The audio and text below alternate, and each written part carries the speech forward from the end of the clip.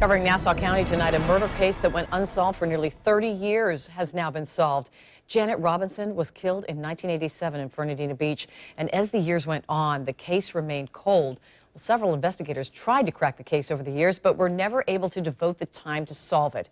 Until now, the city's police chief convinced a former police captain to come back and work the case, and the work paid off.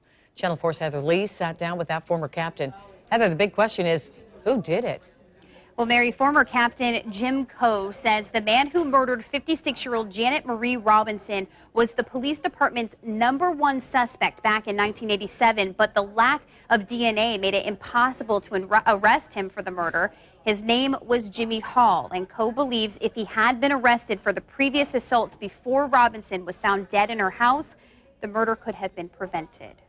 A murder 28 years ago finally solved after the Fernandina Police Department convinced a judge there was enough probable cause to get DNA from the case's #1 suspect, James Lee Hall. He'd been skipping through the system, never having his DNA taken from him. According to police, Hall had been arrested in the past, accused of sexually assaulting his mother's best friend who lived next door to them. Police say Hall's mother convinced the woman to go to police, but eventually the charges were dropped. Jim Coe, retired Fernandina police captain, believes she was coerced into dropping the charges by other family members. No DNA was taken for that crime. A few months later, 56-year-old Janet Marie Robinson was found brutally murdered inside her home off South 10th Street.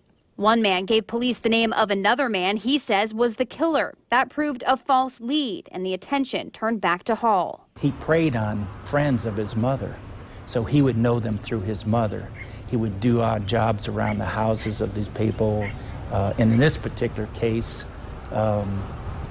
he befriended her, helped her out with small projects around the house.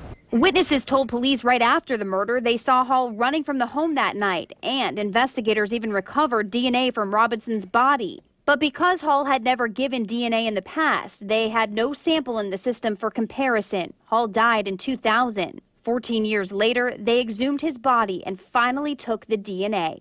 It was a match. Yeah, I think there will be closure. But it's just a matter of the fact that in the long run, justice has been carried out. Mr. Hall has met his own fate, and hopefully we won't find any more victims. Now, police say that's the next step. They know Hall lived in Kansas City and Colorado for a number of years, and they are hoping the new DNA could solve other cases if there are any in those 2 other states. Tom?